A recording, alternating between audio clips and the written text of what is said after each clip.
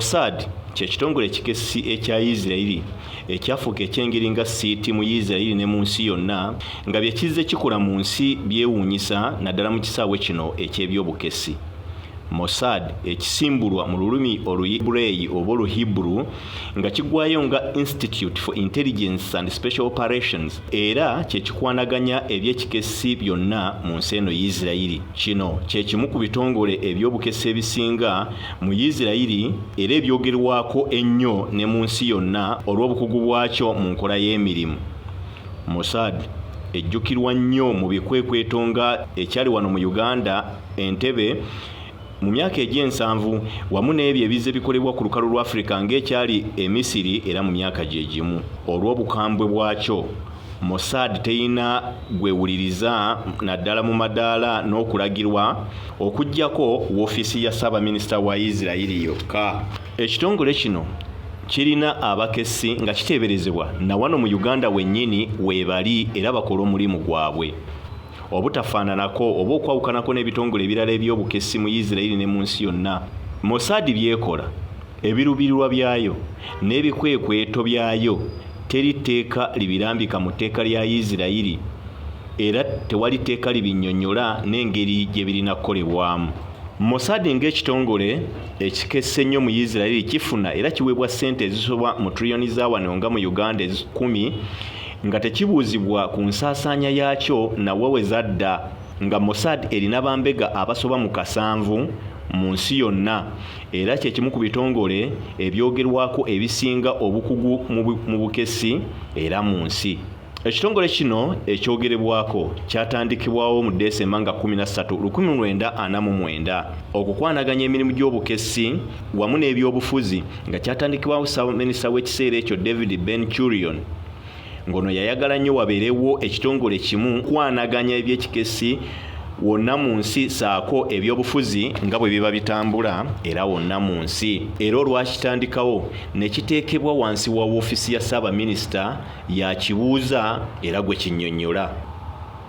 Bakajegere ba Mossad oba ba agenti ba Mossad basunsula ng'ebajja mu bantu aba bulijjo beemaze okwekenneenya obulungi nga bayivu ate nga bantu ba bulijjo so nga balina n'omwoyo gw'eggwanga, kwe kugamba nti bwe bakutwala oba togenda kulowooza nnyo ku bya ssente wabula okukola emirimu egiyamba ensi yo.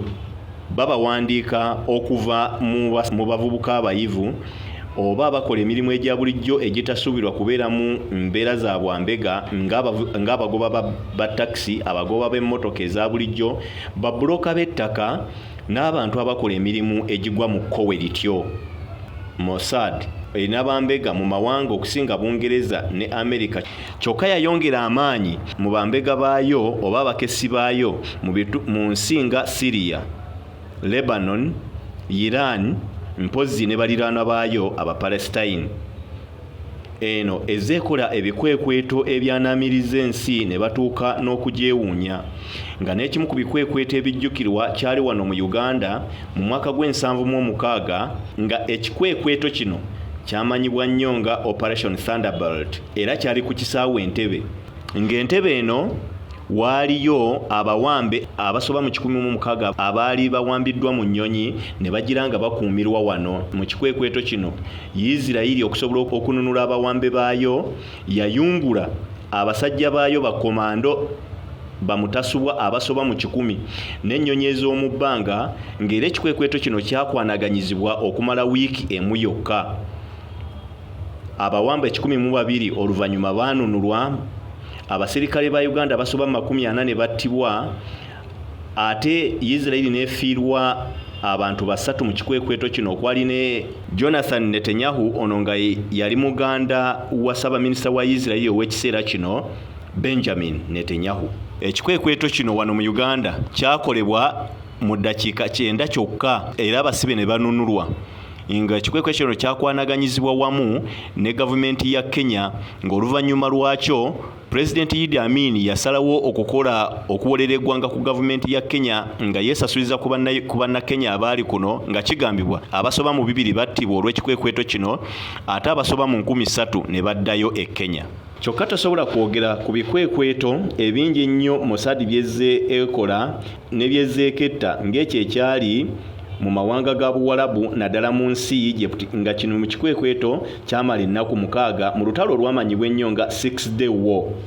Mu lwo Isirayiri ng'ekolera ku mawulire ag'Ekikessi agasakibwa Mossad nti amawanga okuli Misiri, Syria, Jordan, Iraq ne Saudi Arabia bali bagenda okukola obulumbaganyi ku nsi eyo, era mangu nnyo Isirayiri bw'emala okufuna amawulire ago nga tegabuusabuusa yakwata abaserikale baayo abasoba mu 5,000 n'abaali mu ggye ezzibizi abali basoba mu 2,000 ng'eri wamu n'ennyonyi wakati we250 ne3 saako tanka ennwanyi 800 ne batandika okukola obulumbaganyi ku mawanga gano, era olutalo luno lwamala ennaku 6 ne baluwangula.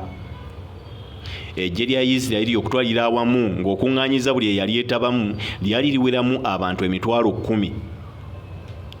Olutalo lugenda okuggwa mu nnaku 6 nga Isirayiri eno kigambibwa efiiriddwa abaserikale wakati w'7 n'9, ate nga bba basoba mu 4,000 bakoseddwa bya nsuso nga abasirikale baayo 15 bawambiddwa era batwaliddwa ng'abasibe, saako tanka za Isirayiri ezisoba mu bina nga zoonoone zikubiddwa ne zisesebbulwa n'ennyonyi 46 nga tewali. Mu lutalo lwonna lugenda okuggwa nga ate yo Egypt oba Misiri efiiriddwa abasirikale wakati wa 9 n'1,500 nga 4,338 bo bawambiddwa nga n'amawanga gonna agali geetabye mu lutalo luno gafiiriddwa bya nsuso. Ebikwekweto ebikoleddwa ku mawulire agasakiddwa n'ebintu eby'ekikessi ebikolebwa Mossad bingi nnyo okwetooloola ensi, era kumpi buli nsi ekoseddwa.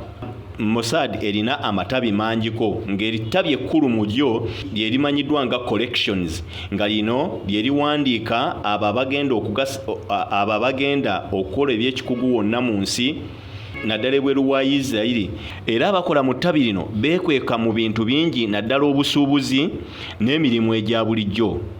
Mossad era erina ettabi erimanyiddwa nga Mossad nga lino livunaanyizibwa ku omulabe mu ngeri yonna, nga lirinamu abakugu abayivu abakola ogw'okutta mpozi n'okukola amawulire ag'okusiiga enziro kw'oyo gwe baba bazudde nga omulabe. Wansi waalyo waliwo ettabi erimanyiddwa nga Kidon. Lino lye lirimu abasiba mutasubwa abayivu ddala ababa taagala kumanya okujjako okutuukiriza obutuukirize ekyo kibalagiddwa bamuyizi tasobwa, era abamu baba baali baserikale nga baawumula naye nga baali beetoololera nnyo mu kisaawe kino eky'obwambega oba eky'obukessi. Bano omulimu gwabwe okusinga kwe kukuuma n'okukola obulumbaganyi ku bifo ebisingibwa okukuumibwa ennyo naddala mu nsi ewaba wabeera omulabe.